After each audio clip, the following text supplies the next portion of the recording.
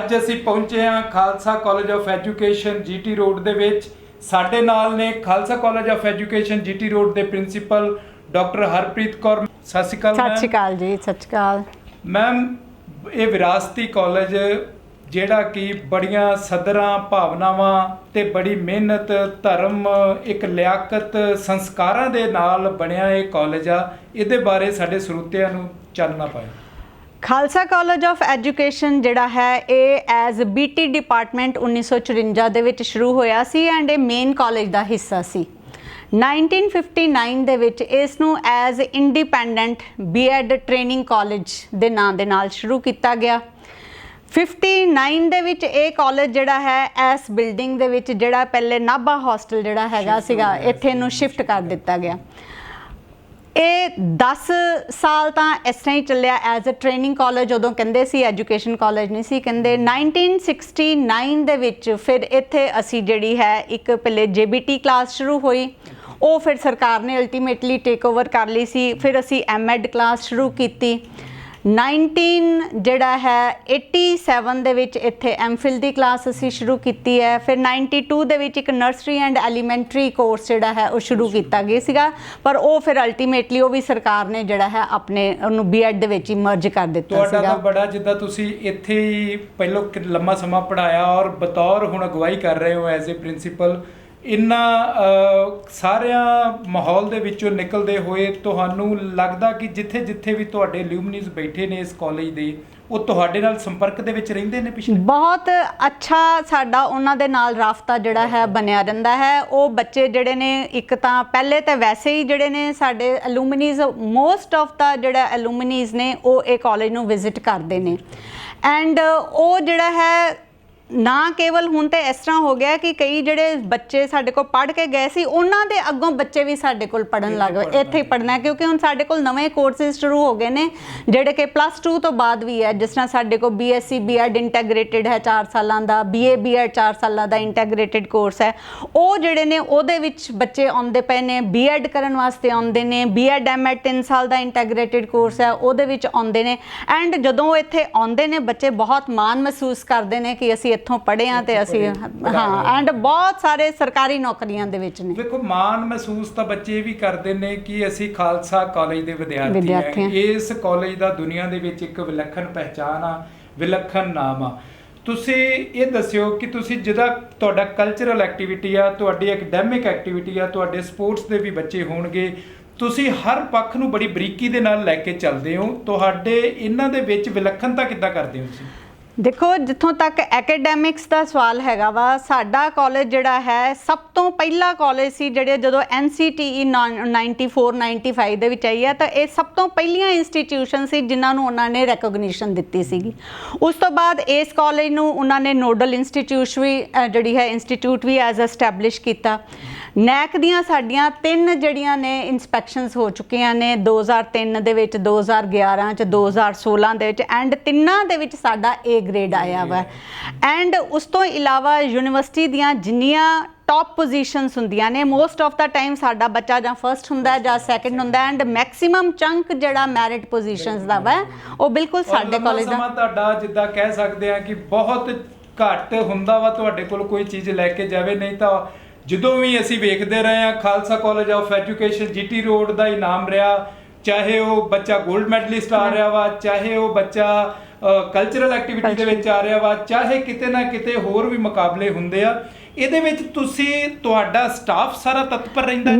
ਮੇਰਾ ਤਾਂ ਬਿਲਕੁਲ ਹੈਗਾ ਜੀ। ਅਸੀਂ ਤਾਂ ਜਿਹੜਾ ਟੀਮ ਵਰਕ ਹੈ, ਮੇਰੇ ਜਿਹੜੇ ਟੀਚਰਸ ਨੇ, ਮੇਰੇ ਵਾਈਸ ਪ੍ਰਿੰਸੀਪਲ ਮੈਡਮ ਨਿਰਮਲ ਨੇ, ਆਪਾਂ ਜਿਹੜੇ ਨੇ ਇਕੱਠੇ ਬੈਠ ਕੇ ਪਹਿਲੇ ਅਸੀਂ ਪਾਲਿਸੀਜ਼ ਪਲਾਨ ਕਰ ਲੈਂਦੇ ਹਾਂ ਐਂਡ ਫਿਰ ਉਹਨਾਂ ਦੀ ਜਿਹੜੀ ਐਗਜ਼ੀਕਿਊਸ਼ਨ ਹੈ, ਉਹਨਾਂ ਦੀ ਜਿਹੜੀ ਇੰਪਲੀਮੈਂਟੇਸ਼ਨ ਹੈ, ਫਿਰ ਮੇਰੇ ਇਹ ਜਿਹੜੇ 2 ਟੀਚਰਸ ਨੇ ਫਿਰ ਇਹ ਅੱਗੋਂ ਉਸ ਚੀਜ਼ ਨੂੰ ਐਗਜ਼ੀਕਿਊਟ ਕਰਾਉਂਦੇ ਨੇ ਐਂਡ ਬਾਕੀ ਸਾਰੇ ਹੀ, ਕਿਉਂਕਿ ਬਹੁਤ ਸਾਰਾ ਜਿਹੜਾ ਮੈਕਸਿਮਮ ਸਟਾਫ ਜਿਹੜਾ ਸਾਡਾ ਨਾ ਉਹ ਸਾਡੇ ਹੀ ਸਟੂਡੈਂਟਸ ਨੇ ਇੱਥੋਂ ਹੀ ਪੜ੍ਹ ਕੇ ਤੇ ਇੱਥੇ ਐਂਡ ਉਹ ਬਿਲਕੁਲ ਫਿਰ ਬੱਚਿਆਂ ਵਾਂਗੂ ਜਿੱਦਾਂ ਇੱਕ ਪਰਿਵਾਰ ਹੁੰਦਾ ਵਾ, ਬਿਲਕੁਲ ਪਰਿਵਾਰ ਦੀ ਤਰ੍ਹਾਂ ਅਸੀਂ ਫਿਰ ਕੰਮ ਕਰਦੇ ਹਾਂ ਐਂਡ ਬਹੁਤ ਸਾਰੀਆਂ ਅੱਛੀਆਂ ਸੁਜੈਸ਼ਨਸ, ਕਿਉਂਕਿ ਨਵੇਂ ਬੱਚੇ ਯੰਗ ਮਾਈਂਡਸ ਨੇ, ਉਹਨਾਂ ਦੀਆਂ ਸੁਜੈਸ਼ਨਸ ਨੇ, ਫਿਰ ਅਸੀਂ ਸਾਰੇ ਬੈਠ ਕੇ ਉਹਨੂੰ ਇੰਪਲੀਮੈਂਟ ਕਰਦੇ ਹਾਂ ਕਿ ਕਿਸ ਤਰ੍ਹਾਂ। ਜਦੋਂ ਕਾਲਜ ਆ ਰਿਹਾ ਸੀ ਤੇ ਬਾਹਰ ਮੈਨੂੰ ਕੁਝ ਵਿਦਿਆਰਥੀ 1-2 ਮਿਲੇ ਔਰ ਮੈਂ ਉਹਨਾਂ ਨੂੰ ਪੁੱਛਿਆ, ਵੈਸੇ ਹੀ ਗੱਲਬਾਤ ਦੇ ਜ਼ਰੀਏ ਪੁੱਛ ਲਿਆ ਕਿ ਬੇਟੇ ਤੁਹਾਡਾ ਕੀ ਖਾਸੀਅਤ ਕੀ ਇਸ ਕਾਲਜ ਦੀ।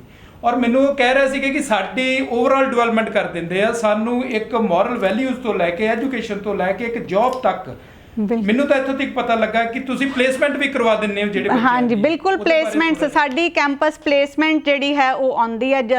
ਹਾਲੀ ਸੈਸ਼ਨ ਖਤਮ ਨਹੀਂ ਹੋਇਆ ਹੁੰਦਾ, ਉਸ ਤੋਂ ਪਹਿਲੇ ਹੀ ਅਪ੍ਰੈਲ ਦੇ ਮਹੀਨੇ ਵਿੱਚ ਜਿੰਨੇ ਚੰਗੇ ਸਕੂਲ ਨੇ, ਸਪ੍ਰਿੰਗਡੇਲ ਹੈ, DAV ਹੈ, ਸਾਡਾ ਜਿਹੜਾ ਹੈ ਮਾਨਵ ਪਬਲਿਕ ਸਕੂਲ ਹੈ, ਜਿੰਨੇ ਵੀ ਸਕੂਲ ਚੰਗੇ ਸਕੂਲ ਜਿਨ੍ਹਾਂ ਨੂੰ ਅਸੀਂ ਅੰਮ੍ਰਿਤਸਰ ਦੇ ਕਹਿੰਦੇ ਆ, ਉਹ ਸਾਰੇ ਹੀ ਇੱਥੇ ਆਉਂਦੇ ਨੇ, ਆ ਕੇ ਇੱਥੇ ਇੰਟਰਵਿਊਜ਼ ਕੰਡਕਟ ਕਰਦੇ ਨੇ। ਐਂਡ ਜਦੋਂ ਹਾਲੀ ਕਲਾਸ ਚੱਲ ਰਹੀ ਹੁੰਦੀ ਉਹਦੇ 'ਚ ਹੀ ਉਹਨਾਂ ਨੂੰ ਜੌਬ ਮਿਲਦੀ। ਐਂਡ ਤੁਹਾਨੂੰ ਮੈਂ ਦੱਸ ਦਿਆਂ ਕਿ ਸਾਡੇ ਬੱਚੇ ਜਿਹੜੇ ਨੇ ਹਾਲੀ B.Ed ਬਾਅਦ 'ਚ ਖਤਮ ਹੁੰਦੀ, P.Tet C.Tet ਉਹਨਾਂ ਦਾ ਪਹਿਲੇ ਕਲੀਅਰ ਹੋ ਜਾਂਦਾ। ਇਸੇ ਤਰ੍ਹਾਂ ਵੱਡੀ ਗੱਲ ਹੈ ਕਿ P.Tet C.Tet M.Ed ਕਰਦੇ ਆ, UGC ਕਲੀਅਰ ਕਰ ਲੈਂਦੇ ਆ, ਇੰਟੀਗ੍ਰੇਟਡ ਦੇ ਸੈਕੰਡ ਈਅਰ ਚ UGC। ਹਾਂ, ਐਂਡ ਬੱਚਿਆਂ ਨੂੰ ਅਸੀਂ ਜਿਹੜਾ ਹੈ ਮੈਂ ਤੁਹਾਨੂੰ ਹੁਣੇ ਦਿਖਾਉਂਦੀ ਹਾਂ ਕਿ ਅਸੀਂ ਸੈਂਟਰਸ ਅਲੱਗ-ਅਲੱਗ ਬਣਾਏ ਹੋਏ ਨੇ ਜਿੱਥੇ ਪ੍ਰੋਪਰ ਅਸੀਂ ਬੱਚਿਆਂ ਦੀ ਗਰੂਮਿੰਗ ਕਰਦੇ ਹਾਂ। ਸਕਿੱਲ ਇਨ ਟੀਚਿੰਗ ਜਿਹੜਾ ਸਭ ਤੋਂ ਮੇਨ ਪਾਰਟ ਹੈ ਸਾਡੇ, ਉਹ ਮੈਡਮ ਨਿਰਮਲਜੀਤ ਉਹਦੇ ਇੰਚਾਰਜ ਨੇ।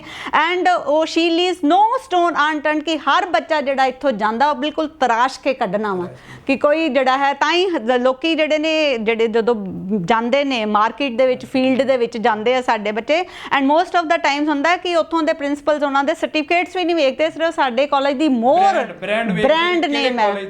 ਹਾਂ ਹਾਂ, ਦੇਖੋ ਤੁਹਾਡੇ ਕੋਲ ਤੁਹਾਡੀ ਮੈਨੇਜਮੈਂਟ ਦੇ ਅੰਡਰ 13 ਕਾਲਜ ਔਰ 5 ਸਕੂਲ ਨੇ। ਮੈਨੂੰ ਲੱਗਦਾ ਕਿ ਤੁਹਾਡੇ 5 ਸਕੂਲ ਦੇ ਵਿੱਚ ਹੀ ਤੁਹਾਡੀ ਡਿਮਾਂਡ ਆ ਜਾਂਦੀ ਹੋਣੀ ਕਿ ਆ ਬੱਚਾ ਹਾਂਜੀ, ਜਦੋਂ ਸਕਿੱਲ ਇਨ ਟੀਚਿੰਗ ਜਦੋਂ ਅਸੀਂ ਪ੍ਰੈਕਟਿਸ ਟੀਚਿੰਗ ਲਈ ਜਾਂਦੇ ਆ ਨਾ, ਉਦੋਂ ਹੀ ਉੱਥੋਂ ਦੇ ਜਿਹੜੇ ਪ੍ਰਿੰਸੀਪਲਸ ਨੇ ਬੱਚਿਆਂ ਨੂੰ ਰੱਖ ਲੈਂਦੇ ਨੇ, ਅਪਾਇੰਟਮੈਂਟਸ ਉਦੋਂ ਹੀ ਦੇ ਦਿੰਦੇ ਨੇ ਉਹਨਾਂ ਨੂੰ। ਬਸ ਅਸੀਂ ਫਿਰ ਪੇਪਰ ਦੇ ਕੇ ਬੱਚੇ ਫਿਰ ਉੱਥੇ ਉਹਨਾਂ ਦੀ ਐਬਜ਼ੌਰਪਸ਼ਨ। ਵਿਰਾਸਤੀ ਕਾਲਜਾਂ ਦਾ ਇਹੀ ਖਾਸੀਅਤ ਹੁੰਦੀ ਆ, ਵੱਡੇ ਨਾਮ ਵਾਲੇ ਕਾਲਜ ਹੁੰਦੇ ਆ ਔਰ ਸੰਸਕਾਰੀ ਕਾਲਜ ਨੇ।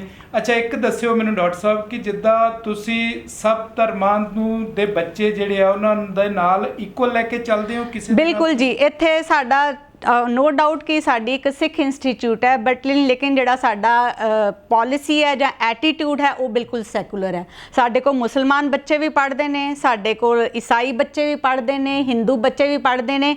ਐਂਡ ਮੇਰਾ ਖਿਆਲ ਕਦੀ ਵੀ ਇਸ ਤਰ੍ਹਾਂ ਦਾ ਨਹੀਂ ਹੋਇਆ ਕਿ ਅਸੀਂ ਕਿਸੇ ਧਰਮ ਦੇ ਬੇਸ ਦੇ ਉੱਤੇ ਕਿਸੇ ਨਾਲ ਕੋਈ ਜਿਹੜਾ ਹੈ ਉਹ ਡਿਸਕ੍ਰਿਮੀਨੇਸ਼ਨ ਕੀਤੀ ਹੋਵੇ। ਅਸੀਂ ਸਾਰੇ ਫੰਕਸ਼ਨਸ ਜਿਹੜੇ ਨੇ ਕਰਦੇ ਹਾਂ, ਹਰ ਧਰਮ ਦਾ ਅਸੀਂ ਜਿਹੜਾ ਹੈ ਉਨਾ ਹੀ ਸਤਿਕਾਰ ਕਰਦੇ ਹਾਂ।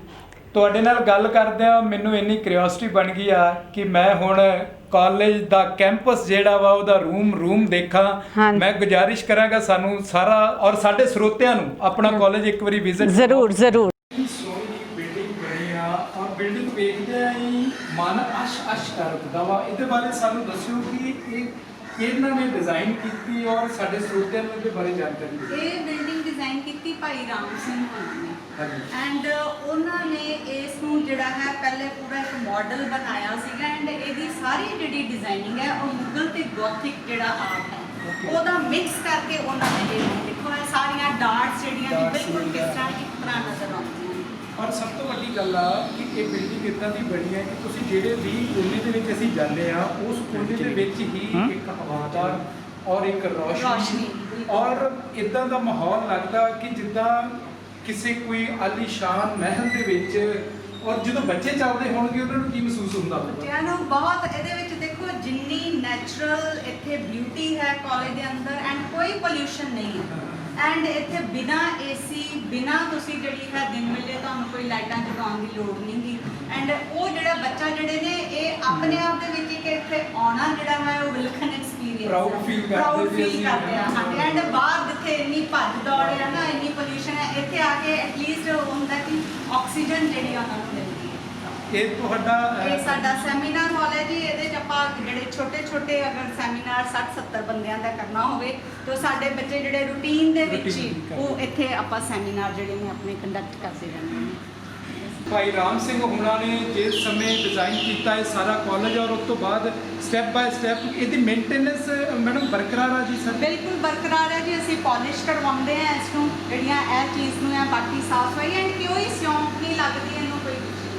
ਐਂਡ ਇੱਥੇ ਰੋਜ਼ 100-200 ਬੱਚਾ ਉੱਪਰ ਜਾਂਦਾ ਹੈ, ਥੱਲੇ ਆਉਂਦਾ ਹੈ, ਐਂਡ ਬਿਲਕੁਲ ਉਸੇ ਤਰ੍ਹਾਂ ਦੀ ਸਟ੍ਰੈਂਥ ਬਣਦੀ ਹੈ। ਮੈਮ ਇਹ ਤੁਹਾਡੇ ਆਪ ਤੁਸੀਂ ਡਿਜ਼ਾਈਨ ਕਰਵਾਇਆ ਵਾ, ਇਹਦੇ ਬਾਰੇ ਦੱਸੋ ਜੀ। ਇਹ ਤਾਂ ਬਹੁਤ 13 ਲਿਖਿਆ ਵਾ ਗੁਰੂ ਸਾਹਿਬ ਦਾ, ਇਹ ਬੜੀ ਵੱਡੀ ਕ੍ਰੀਏਟੀਵਿਟੀ ਹੈ। ਹਾਂਜੀ, ਇਹ ਸਰ ਸੀਗਾ ਸਾਡੇ ਕਾਲਜ ਦੇ ਜਿਹੜੇ ਟੀਚਰਸ ਨੇ ਉਹਨਾਂ ਨੇ ਰਲ ਕੇ ਸਾਰਾ ਪਹਿਲੇ ਇਹਨੂੰ ਕੋਰਸਿੰਗ ਕੀਤਾ क्योंकि यह जो पॉइंट है बड़ा पिवटल पॉइंट है साडे कॉलेज है, तो हर एक बच्चा हर एक सेंटर पॉइंट कोई नहीं होना। ਇਹਦੇ ਵਿੱਚ ਦੇਖੋ ਗੁਰੂ ਸਾਹਿਬ ਦੀਆਂ ਜਿਹੜੀਆਂ ਉਦਾਸੀਆਂ ਨੇ ਜਿਹੜੇ ਪਾਸੇ ਵੀ ਉਹ ਗਏ ਨੇ ਸਾਰਾ ਅਸੀਂ ਉਹ ਡਿਪਿਕਟ ਕੀਤਾ ਹੈ।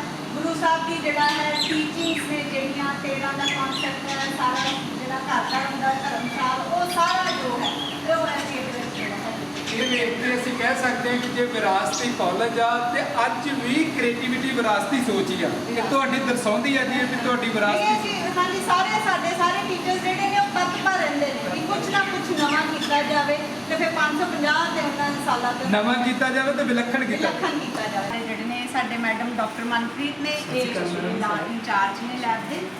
ਡਾਕਟਰ ਸਾਹਿਬ ਤੁਸੀਂ ਆਪਣੇ ਕਾਲਜ ਦੇ ਜਿਹੜੇ ਤੁਹਾਡੇ ਵਿਦਿਆਰਥੀ ਇਹ ਲੈਬ ਯੂਜ਼ ਕਰਦੇ ਨੇ ਉਹਦੇ ਵਿੱਚੋਂ ਕੀ ਵਿਲੱਖਣ ਸਿੱਖਦੇ ਨੇ ਤੇ ਕਿੱਦਾਂ ਉਹਨੂੰ ਉਹਦੀ ਵਰਤੋਂ ਲਿਆ ਕੇ ਰੀਅਲ ਲਾਈਫ ਦੇ ਵਿੱਚ ਕਿੱਦਾਂ ਯੂਜ਼ ਕਰਦੇ ਨੇ? ਸਰ ਸਾਡੀ ਜਿਹੜੀ ਇਹ ਸਾਈਕੋਲੋਜੀ ਲੈਬ ਹੈਗੀ ਹੈ, ਜੇਕਰ ਅਸੀਂ ਨਾਰਥ ਜ਼ੋਨ ਦੀ ਗੱਲ ਕਰੀਏ ਤੇ ਬੀਐਡ ਕਾਲਜਸ ਦੇ ਵਿੱਚੋਂ ਸਭ ਤੋਂ ਪੁਰਾਣੀ ਲੈਬ ਹੈ। ਇਹਦੇ ਵਿੱਚ ਸਾਡੇ ਕੋਲ ਮੋਰ ਦੈਨ 200 ਸਾਈਕੋਲੋਜੀਕਲ ਟੈਸਟ ਨੇ ਜੋ ਅਸੀਂ ਡਿਫਰੈਂਟ ਕਲਾਸਿਸ ਦੇ ਸਿਲੇਬਸ ਦੇ ਅਕੋਰਡਿੰਗਲੀ ਬੱਚਿਆਂ ਦੇ ਲਈ ਯੂਜ਼ ਕਰਦੇ ਹਾਂ। ਲਾਈਕ ਬੀਐਡ ਕੋਰਸ ਦੇ ਵਿੱਚ ਬੀਐਡ ਦੇ ਪ੍ਰੈਕਟੀਕਲਸ ਦੇ ਲਈ, ਐਮਐਡ ਦੇ ਲਈ, ਪਲੱਸ ਰਿਸਰਚ ਪਰਪਸ ਦੇ ਲਈ। ਔਰ ਜਿਹੜੇ ਹੋਰ ਸਾਡੇ ਨਜ਼ਦੀਕ ਨਾਰਥ ਜ਼ੋਨ ਦੇ ਕਾਲਜਸ ਨੇ ਉਹਨਾਂ ਦੇ ਵਿੱਚ ਰਿਸਰਚ ਪਰਪਸ ਦੇ ਲਈ ਉਹਨਾਂ ਨੂੰ ਫੈਸਿਲਿਟੇਟ ਕਰਨ ਦੇ ਲਈ ਵੀ ਅਸੀਂ ਉਹਨਾਂ ਨੂੰ ਇੱਥੋਂ ਹੀ ਆਪਣੀ ਲੈਬ ਤੋਂ ਟੈਸਟ ਜਿਹੜੇ ਆ ਪ੍ਰੋਵਾਈਡ ਕਰਦੇ ਹਾਂ। ਜੀ ਕਹਿ ਸਕਦੇ ਹਾਂ ਕਿ ਹਿੰਦੁਸਤਾਨ ਦੇ ਵਿੱਚ ਮੇਰੇ ਖਿਆਲ ਜੇ ਆਪਾਂ ਵਿਰਾਸਤੀ ਕਾਲਜ ਕਹਿ ਲੈਂਦੇ ਹਾਂ ਕਿ ਬੈਸਟ ਆ ਤਾਂ ਮੈਨੂੰ ਲੱਗਦਾ ਲੈਬ ਵੀ ਜਿੱਥੇ ਤੀਕ ਵੀ ਟੈਸਟ ਪੁਰਾਣੇ ਟੈਸਟ ਜਿਹੜੇ ਅੱਜਕੱਲ ਮਾਰਕੀਟ 'ਚ ਨਹੀਂ ਮਿਲਦੇ ਉਹ ਵੀ ਸਾਡੇ ਕੋਲ ਇੱਥੇ ਹੈਗੇ।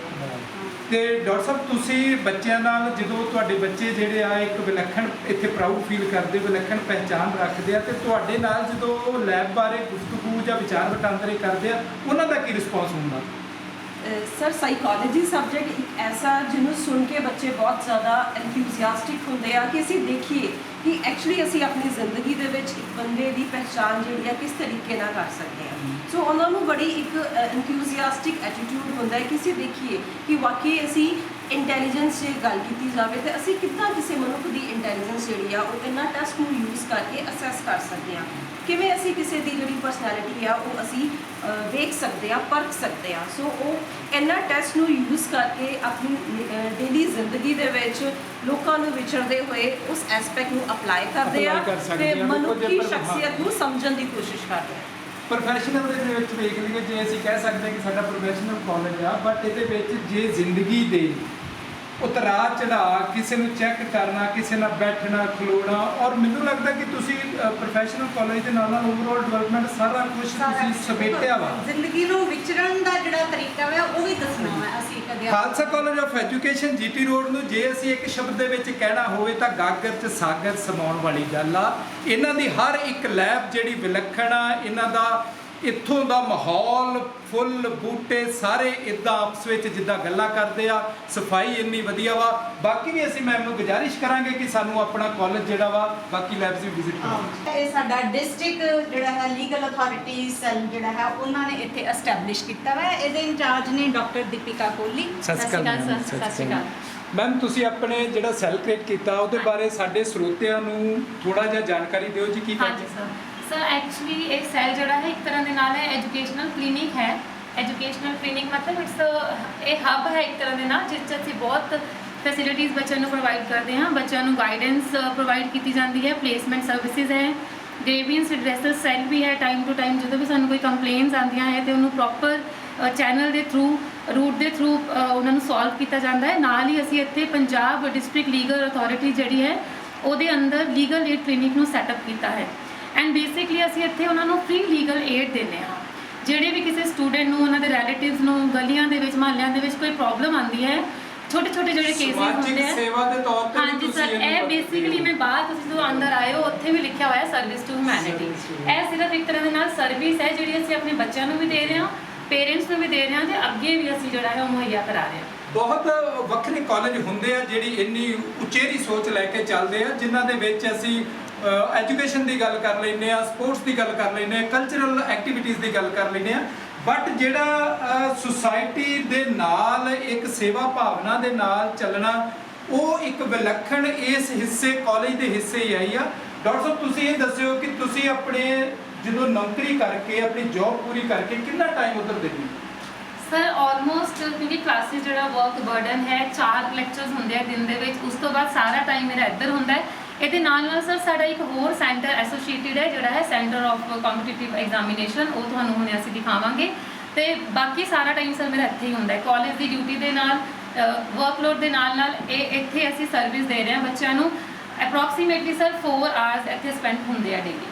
ਜੇ ਮੈਂ ਕਹਿ ਲਵਾਂ ਕਿ ਇਹ ਸਟਾਫ ਕੱਲਾ ਕਿਸੇ ਸਮੇਂ ਦੀ ਹੱਦ ਹਦੂਦ ਦੇ ਵਿੱਚ ਨਹੀਂ ਬੱਝਾ ਤਾਂ ਕੋਈ ਅਤਕਥਨੀ ਨਹੀਂ ਹੋਊਗੀ। ਕਾਲਜ ਦੇ ਲੈਕਚਰ ਵੀ ਲੈਣੇ, ਕਾਲਜ ਦੇ ਕੰਮ ਵੀ ਕਰਨੇ ਤੇ ਸਮਾਜ ਸੇਵਾ ਦਾ ਕੰਮ ਵੀ ਕਰਨਾ ਮੈਨੂੰ ਲੱਗਦਾ ਕਿ ਇਸ ਕਾਲਜ ਦੇ ਹਿੱਸੇ ਹੀ ਆਇਆ। ਮੈਂ ਤੁਹਾਨੂੰ ਦੱਸਦੇ ਕਿ ਜਿਹੜੇ ਸਾਡੇ ਸੀਜੀਐਮ ਹੁੰਦੇ ਨੇ, ਚੀਫ ਡਿਊਟੀ ਐਂਡ ਬਹੁਤ ਸਾਰੀ ਐਕਟੀਵਿਟੀਜ਼ ਜਿਹੜੀਆਂ ਨੇ ਉਹ ਸਾਡੇ ਕਾਲਜ ਦੇ ਵਿੱਚ ਆ ਕੇ ਕਰਵਾਉਂਦੇ ਨੇ।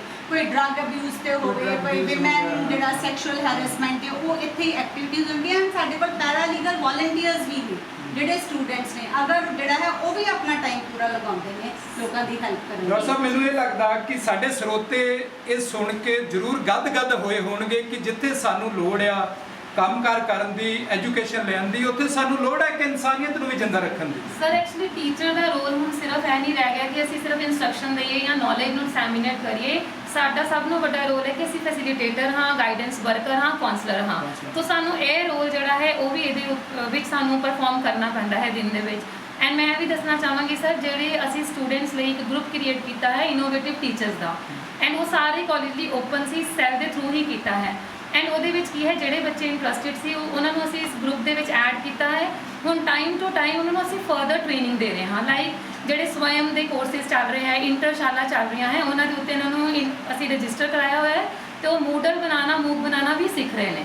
ਕਿਉਂਕਿ ਅਸੀਂ ਸਿਰਫ ਉਹਨਾਂ ਨੂੰ ਇੱਕ ਥਿਓਰੈਟੀਕਲ ਟੀਚਰ ਨਹੀਂ ਬਣਾਉਣਾ, ਅਸੀਂ ਇਨੋਵੇਟਿਵ ਟੀਚਰ ਬਣਾਉਣਾ ਹੈ। ਤੇ ਸੈਂਟਰ ਦਾ ਪਰਪਸ ਇਹ ਵੀ ਹੈ ਕਿ ਅਸੀਂ ਟੀਚਰ ਨਹੀਂ, ਅਸੀਂ ਐਕਸੀਲੈਂਟ ਪ੍ਰੋਫੈਸ਼ਨਲ ਤੇ ਇਨੋਵੇਟਿਵ ਟੀਚਰ ਬਣਾਈਏ। ਬਹੁਤ ਵੱਡੀ ਸੋਚ ਲੈ ਕੇ ਇਸ ਕਾਲਜ ਦੇ ਟੀਚਰ ਅਗਵਾਈ ਕਰ ਰਹੇ ਨੇ ਔਰ ਮੈਂ ਡਾਕਟਰ ਸਾਹਿਬ ਨੂੰ ਕਹੂੰਗਾ ਕਿ ਸਾਨੂੰ ਹੋਰ ਵਿਜ਼ਿਟ ਕਰਾਓ ਜੀ ਲੈਬਸ।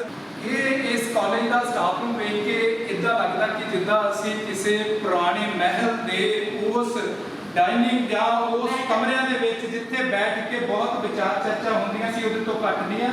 ਇਹ ਤੁਹਾਡੇ ਸਟਾਫ ਦੇ ਪਾਰਟ ਨੇ ਜੀ। ਹਾਂਜੀ, ਮੇਰੇ ਡਾਕਟਰ ਜੋਤਪ੍ਰੀਤ ਨੇ, ਸਤਿ ਸ਼੍ਰੀ ਅਕਾਲ ਮੈਮ। ਮੈਡਮ ਅਮਨ ਸੋਹ ਨੇ। ਸਤਿ ਸ਼੍ਰੀ ਅਕਾਲ ਮੈਮ।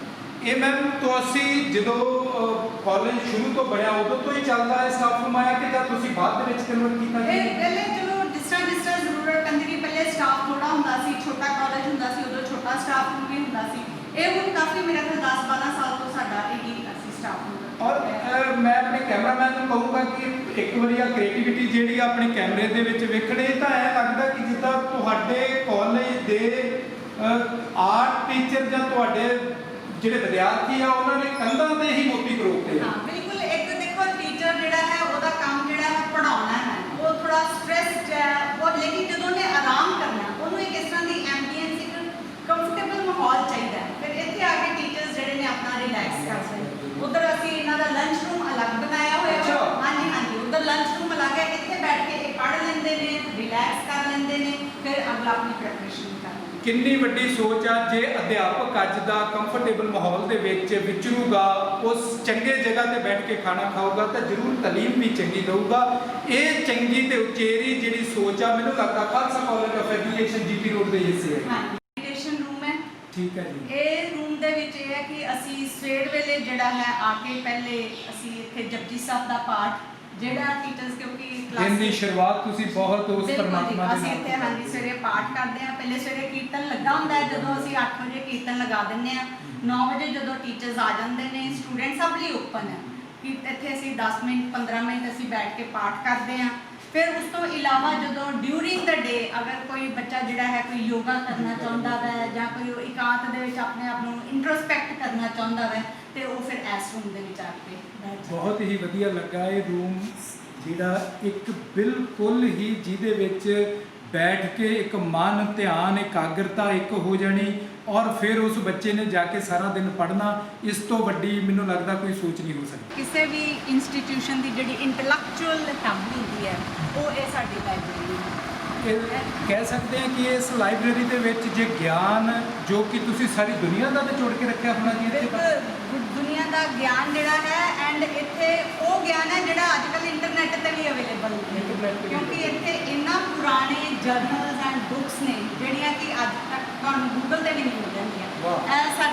ਮੈਡਮ ਨੇ ਡਾਕਟਰ ਸੁਮਨ ਸੱਗੂ ਇਹ ਲਾਇਬ੍ਰੇਰੀ ਦੇ ਸਾਡੇ ਮੈਮ ਤੁਸੀਂ ਆਪਣੀ ਲਾਇਬ੍ਰੇਰੀ ਬਾਰੇ ਸਾਡੇ ਸਰੋਤਿਆਂ ਨੂੰ ਵੇਖਦਿਆਂ ਚਾਨਣਾ ਪਾਓ ਕਿ ਤੁਹਾਡੀ ਜਿਹੜੀ ਲਾਇਬ੍ਰੇਰੀ ਆ ਇਹਦੀ ਖਾਸੀਅਤ ਕੀ ਆ। ਜਿੱਦਾਂ ਡਾਕਟਰ ਸਾਹਿਬ ਨੇ ਦੱਸਿਆ ਕਿ ਗੂਗਲ ਤੋਂ ਵੀ ਉਹ ਚੀਜ਼ਾਂ ਨਹੀਂ ਮਿਲਦੀਆਂ ਜਿਹੜੀਆਂ ਇੱਥੋਂ ਮਿਲਦੀਆਂ, ਤੁਸੀਂ ਕਿੱਦਾਂ ਇੱਥੇ ਇਕੱਠੀਆਂ ਕੀਤੀਆਂ? ਜਿਹੜੀ ਸਾਡੀ ਲਾਇਬ੍ਰੇਰੀ ਹੈ ਫੁੱਲੀ ਆਟੋਮੇਟਿਡ ਹੈ। ਜਿਸ ਅਸੀਂ ਐਂਟਰੀ ਕਰਦੇ ਹਾਂ ਮੈਨੂਅਲੀ ਬੱਚਿਆਂ ਦਾ ਪ੍ਰੋਪਰ ਰਿਕਾਰਡ ਰੱਖਿਆ ਜਾਂਦਾ ਹੈ, ਐਂਟਰੀ ਐਗਜ਼ਿਟ। ਇੱਧਰ ਸਾਡਾ ਕੰਪਿਊਟਰ ਸੈਕਸ਼ਨ ਹੈ ਜਿਹਦੇ ਵਿੱਚ ਪ੍ਰੋਪਰ ਜਿਹੜੇ ਕੰਸੋਰਟੀਅਮ ਨੇ ਲਾਇਬ੍ਰੇਰੀ ਕੰਸੋਰਟੀਅਮ ਇੰਟਰਨੈਟ ਡੈਲਨੈਟ ਹੈ LMS ਜਿਹੜਾ ਹੈ ਲਾਇਬ੍ਰੇਰੀ ਸੌਫਟਵੇਅਰ ਔਰਬਿਟ ਦੇ ਉੱਤੇ ਜਿਹੜਾ ਹੈ ਪ੍ਰੋਪਰਲੀ ਇਹਦੇ ਵਿੱਚ ਸਾਰਾ ਸੈਸ਼ਨਸ ਹੁੰਦੇ ਆ ਸਾਰੀ ਬੁੱਕ ਤੁਸੀਂ ਸਾਰਾ ਟੈਕਨੀਕਲ ਵੀ ਕਰਤਾ ਲਾਇਬ੍ਰੇਰੀ ਕੁਝ ਵੀ ਕਿਸੇ ਵੀ ਵਿਦਿਆਰਥੀ ਨੂੰ ਜਿਹੜੀ ਹੈ 2 ਮਿੰਟ ਵੀ ਉਹਨੇ ਖਰਾਬ ਨਾ ਬਿਲਕੁਲ ਵੀ ਨਹੀਂ ਹੁੰਦਾ। ਪਹਿਲੇ ਹੁੰਦਾ ਸੀ ਕਿ ਕੈਟਾਲੌਗ ਤੁਸੀਂ ਦੇਖਦੇ ਹੋ ਉਹਦੇ ਟਾਈਮ ਹੁੰਦਾ ਇਸ ਤੋਂ ਜਸਟ ਤੁਸੀਂ ਫਿਲ ਕਰਦੇ ਹੋ ਨਾਲ ਹੀ ਸਾਰਾ ਜੇ ਮੈਂ ਗਲਤ ਨਾ ਹੋਵਾਂ ਤਾਂ ਮੈਨੂੰ ਥੋੜੇ ਦਿਨ ਹੋ ਗਏ ਗੁਰੂ ਨਾਨਕ ਦੇਵ ਯੂਨੀਵਰਸਿਟੀ ਜਾਣ ਦਾ ਮੌਕਾ ਮਿਲਿਆ ਲਾਇਬ੍ਰੇਰੀ ਦੇ ਵਿੱਚ, ਤੇ ਉਹ ਅਜੇ ਕਰਨਾ ਚਾਹੁੰਦੇ ਆ, ਉਹ ਚਾਹੁੰਦੇ ਆ ਕਰਨਾ ਕਿ ਅਸੀਂ ਇੱਦਾਂ ਕਰੀਏ। ਅਸੀਂ ਆਪਣੇ ਸਟੂਡੈਂਟਸ ਵਾਸਤੇ ਟੀਚਰਸ ਵਾਸਤੇ ਬਾਹਰੋਂ ਆਉਂਦੇ ਆ ਪ੍ਰੋਪਰ ਉਹਨਾਂ ਦੀ ਰੱਖੀ ਹੈ ਕਿ ਨੈਟਵਰਕ ਤੇ ਆਨਲਾਈਨ ਸਬਸਕ੍ਰਿਪਸ਼ਨਸ ਜਿਹੜੀਆਂ ਨੇ 7 ਇੰਟਰਨੈਸ਼ਨਲ ਜਰਨਲਸ ਨੇ PDF ਡਰਾਈਵ ਦੇ ਵਿੱਚ ਨੈਸ਼ਨਲ ਡਿਜੀਟਲ ਲਾਇਬ੍ਰੇਰੀ ਦੇ ਵਿੱਚ ਵੀ ਰਜਿਸਟਰਡ ਹੈ ਸਾਡੀ ਲਾਇਬ੍ਰੇਰੀ ਟੀਚਰਸ ਸਟੂਡੈਂਟਸ ਸਾਰੇ ਰਜਿਸਟਰ ਕਰਦੇ ਆ। ਔਰ ਦਿਖਾਵਾਂ ਤੁਹਾਨੂੰ ਮੈਂ ਦੇਖੋ ਇਹ ਸਾਡਾ ਜਿਹੜਾ ਨੇ ਇੱਥੇ ਸਾਰੇ ਜਰਨਲਸ ਪਏ ਹੋਏ ਨੇ, ਮੈਗਜ਼ੀਨਸ ਵਗੈਰਾ ਜਰਨਲਸ ਵਗੈਰਾ ਤੁਹਾਡੇ ਚੱਲਦੇ ਜਰਨਲਸ ਪਏ ਨੇ ਇੱਧਰ ਸਾਰੇ ਐਨਸਾਈਕਲੋਪੀਡੀਆਜ਼ ਸਾਡੀਆਂ ਜਿਹੜੀਆਂ ਨੇ ਪੁਰਾਣੇ ਜਿਹੜੇ ਕੋਈ ਸਰਵੇਜ਼ ਦੀਆਂ ਰਿਪੋਰਟਸ ਨੇ ਜਿਹੜੀਆਂ ਉਹ ਸਾਰੀਆਂ ਐਂਡ ਇਹ ਚੀਜ਼ਾਂ ਹੁਣ ਬਹੁਤ ਪੁਰਾਣੀਆਂ ਨੇ ਜਿਹੜੀਆਂ ਕਿ ਮੈਂ ਕਿਹਾ ਨਾ ਕਿ ਸਾਡੇ ਕੋਲ ਲੇਟੈਸਟ ਵੀ ਹੈ ਤੇ ਪੁਰਾਣਾ ਜ਼ਿਆਦਾ ਪੁਰਾਣਾ ਵਾ ਔਰ ਟੈਕਨੋਲੋਜੀ ਤੁਹਾਡੇ ਕੋਲ ਲੇਟੈਸਟ ਹੈ ਬਿਲਕੁਲ। ਇੱਧਰ ਜਿਹੜਾ ਦੂਜਾ ਸਾਡਾ ਇਹ ਜਿੰਨੇ ਵੀ ਦੂਜੀਆਂ ਜਿਸ ਤਰ੍ਹਾਂ ਇਗਨੂ ਹੈ ਜਾਮੀਆ ਮਿਲੀਆ ਹੈ ਉਹਨਾਂ ਦਾ ਜਿਹੜਾ ਸਾਰਾ ਰੀਡਿੰਗ ਮਟੀਰੀਅਲ ਹੈ ਅਸੀਂ ਉਹ ਇੱਕ ਸੈਪਰੇਟ ਸੈਕਸ਼ਨ ਦੇ ਵਿੱਚ ਅੱਛਾ ਸਾਰਾ। ਡਾਕਟਰ ਸਾਹਿਬ ਮੈਨੂੰ ਇੱਕ ਗੱਲ ਦੱਸਿਓ ਕਿ ਤੁਸੀਂ ਇੰਨਾ ਵਧੀਆ ਮਾਹੌਲ ਦੀ ਅਗਵਾਈ ਕਰ ਰਹੇ ਹੋ, ਤੁਹਾਨੂੰ ਕਾਪੀ ਕਰਨ ਤਾਂ ਬੜੇ ਆਉਂਦੇ ਹੋਣੇ ਆ ਜੀ? ਕਾਪੀ ਕਰਨ ਬੜੇ ਆਉਂਦੇ ਆ, ਚਲੋ ਕੋਈ ਚੰਗੀ ਗੱਲ ਕੋਈ ਲੈ ਜਾਵੇ ਸਾਡੇ ਕੋਲੋਂ ਤੇ ਪਰ ਦਿਮਾਗ ਕਿੱਥੋਂ ਲੱਗ ਗਿਆ? ਚੰਗੀ ਗੱਲ ਜਿਹੜੀ ਮਰਜ਼ੀ ਉੱਧਰ ਸਾਡੇ ਕੋਲ ਦੇਖੋ ਇੱਕ ਹੈ ਰੀਡਿੰਗ ਹਾਲ ਨੇ ਪੂਰਾ ਸਾਡਾ। ਇਸੇ ਤਰ੍ਹਾਂ ਸਾਡੇ ਕੋਲ ਦੂਸਰੀ ਸਾਈਡ ਤੇ ਮੈਂ ਤੁਹਾਨੂੰ ਨਾ ਫੁੱਲੀ 에ਅਰ ਕੰਡੀਸ਼ਨਡ ਰੀਡਿੰਗ ਹਾਲ ਹਾਂਜੀ ਆ ਦੇਖੋ ਜਿਹੜੀਆਂ ਕਿਤਾਬਾਂ ਪਈਆਂ ਨਾ ਇਹ ਕਿਤੇ ਵੀ ਤੁਹਾਨੂੰ ਨਹੀਂ ਲੱਭਣਗੀਆਂ ਸਾਈਕੋਲੋਜੀ ਦੀਆਂ ਰਿਸਰਚ ਦੀਆਂ ਲੋਕਾਂ ਨੇ ਨਾਮ ਹੀ ਨਹੀਂ ਸੁਣੇ ਜਿਹੜੀਆਂ ਸਾਡੇ ਕੋਲ ਕਿਤਾਬਾਂ ਪਈਆਂ। ਇੱਥੋਂ ਦੀ ਲਾਇਬ੍ਰੇਰੀ ਜੇ ਕਹਿ ਲਿਆ ਜਾਵੇ ਜਿੱਦਾਂ ਡਾਕਟਰ ਸਾਹਿਬ ਨੇ ਸਾਨੂੰ ਦੱਸਿਆ, ਅਸਿਸਟੈਂਟ ਪ੍ਰੋਫੈਸਰ ਮੈਮ ਸਾਨੂੰ ਉਹਨਾਂ ਨੇ ਦੱਸਿਆ, ਜੇ ਮੈਂ ਕਹਿ ਲਵਾਂ ਕਿ ਦੁਨੀਆ ਦੇ ਵਿੱਚ ਸ਼ਾਇਦ ਕੋਈ ਕਿਤਾਬ ਪੰਜਾਬੀਅਤ ਤੇ ਇਨਸਾਨੀਅਤ ਦੇ ਨਾਲ ਨਾ ਲੱਭਦੀ ਹੋਵੇ ਤਾਂ ਇੱਥੋਂ ਲੱਭ ਜਾਂਦੀ ਹੋਣੀ ਆ। ਗਿਆਨ ਦੇ ਨਾਲ ਕੋਈ ਕਿਤਾਬ ਕੋਈ ਐਜੂਕੇਸ਼ਨ ਦੇ ਸਿਲੇਬਸ ਦੇ ਨਾਲ ਹੋ ਸਕਦਾ ਕੋਈ ਥੀਸਿਸ ਜੋ ਵੀ ਕਿਤੇ ਉਹਨਾਂ ਲੱਭਦਾ ਹੋਵੇ। ਇਹ ਸਾਰਾ ਕੁਝ ਹਿੱਸੇ ਆਇਆ Khalsa college of education GT road ਦੇ, ਜਿਨ੍ਹਾਂ ਨੇ ਆਪਣੀ ਵਿਰਾਸਤ ਨੂੰ ਵੀ ਸਾਂਭ ਕੇ ਰੱਖਿਆ, ਜਿਨ੍ਹਾਂ ਨੇ ਆਉਣ ਵਾਲਾ ਭਵਿੱਖ ਬੱਚਿਆਂ ਦਾ ਉਹਨੂੰ ਸਾਰਾ ਆਨਲਾਈਨ ਕਰਕੇ ਇੱਕ ਟੈਕਨੋਲੋਜੀ ਨੂੰ ਅੱਗੇ ਰੱਖ ਕੇ ਇਸ ਲਾਇਬ੍ਰੇਰੀ ਨੂੰ ਡਿਵੈਲਪ ਕੀਤਾ। ਟੀਚਰਸ ਦੇ ਕੈਬਿਨਸ ਨੇ ਕਿ ਜਿਹੜੇ ਟੀਚਰਸ ਰਿਸਰਚ ਕਰਦੇ ਨੇ ਉਹ ਅਗਰ ਉਹਨਾਂ ਨੇ ਕਿਉਂਕਿ ਬਾਹਰ ਉਹਨਾਂ ਨੇ ਕੋਈ ਕਿਤਾਬ ਲੈ ਕੇ ਜਾਣੀ ਨਹੀਂ, ਰੈਫਰੈਂਸ ਬੁੱਕਸ ਜਿਹੜੀਆਂ ਨੇ ਫਿਰ ਉਹ ਉੱਥੇ ਹੀ ਬੈਠਦੇ। ਹੁਣ ਅਸੀਂ ਉਸ ਬਲਾਕ ਦੇ ਵਿੱਚ ਪਹੁੰਚ ਗਏ ਹਾਂ ਡਾਕਟਰ ਸਾਹਿਬ ਦੇ ਨਾਲ, ਜਿਹਦੇ ਵਿੱਚ ਇਹਨਾਂ ਦੇ ਅਧਿਆਪਕ ਡੇਲੀ ਗਿਆਨ ਲੈਂਦੇ ਨੇ। ਇਹ ਸ਼ਾਇਦ ਉਹ ਲਾਇਬ੍ਰੇਰੀ ਆ ਜਿਹਦੇ ਵਿੱਚ ਅਧਿਆਪਕ ਵੀ ਪੜ੍ਹਦੇ ਨੇ ਤੇ ਬੱਚੇ ਵੀ ਪੜ੍ਹਦੇ ਨੇ। ਤੇ ਮੈਂ ਕਹਿ ਸਕਦਾ ਹੋਊਗਾ ਕਿ ਜੇ ਪ੍ਰਿੰਸੀਪਲ ਮੈਮ ਇਹਨਾਂ ਦੇ ਡਾਕਟਰ ਹਰਪ੍ਰੀਤ ਕੌਰ ਹੋਣੀ ਫ੍ਰੀ ਹੁੰਦੇ ਹੋਣਗੇ ਤਾਂ ਉਹ ਵੀ ਇਸ ਲਾਇਬ੍ਰੇਰੀ ਪਾਈ ਜਾਂਦੇ ਹੋਣਗੇ।